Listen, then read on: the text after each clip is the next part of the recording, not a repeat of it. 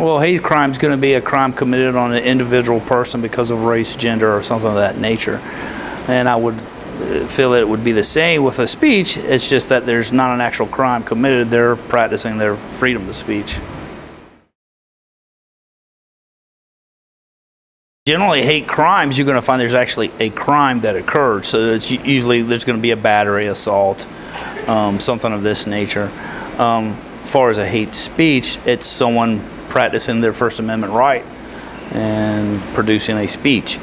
Once it crosses that line and becomes a criminal issue, that will definitely be a law enforcement issue.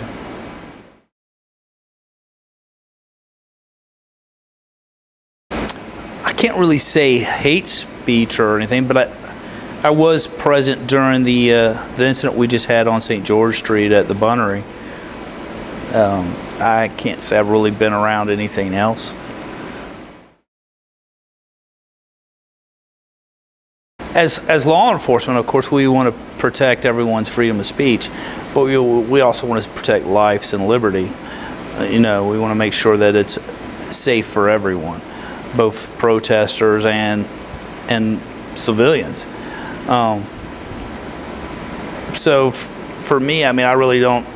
I'm very biased on the situation. I don't care one way or the other, just as long as everyone's safe and no one's infringing on anyone's rights.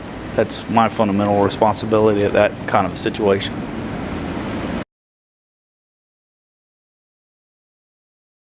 I think it was handled the best of the law enforcement side's ability. We don't deal with a lot of that in St. Augustine or St. Johns County for that amount. I think peace was restored. I think both sides, they were happy with the outcome. I can't actually speak for them, of course. No, not typically. I mean, you do have state statute for disturbing the peace, but it has to fit criteria, and I don't believe that's going to fit the criteria. I mean, basically that statute states that it has to affect the morals of the community, and it's going to have to affect it to a point that people are shocked. It's usually profanity, things of that nature that are going to fit on disorderly conduct.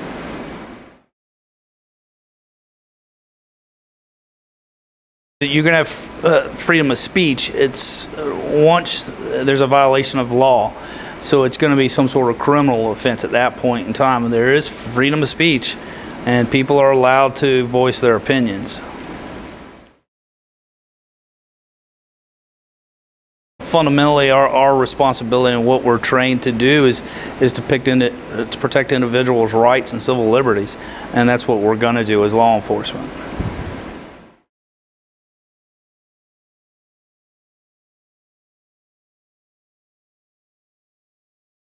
It's going to be him enacting his First Amendment right as freedom of speech. But if it's on private property, like most of the college is, the college can ask for that person to be warned against trespass because it is a private institution here at Flagler College. I can't say that I have. Again, I've only been at the college here working specifically for about a year and some change at this point.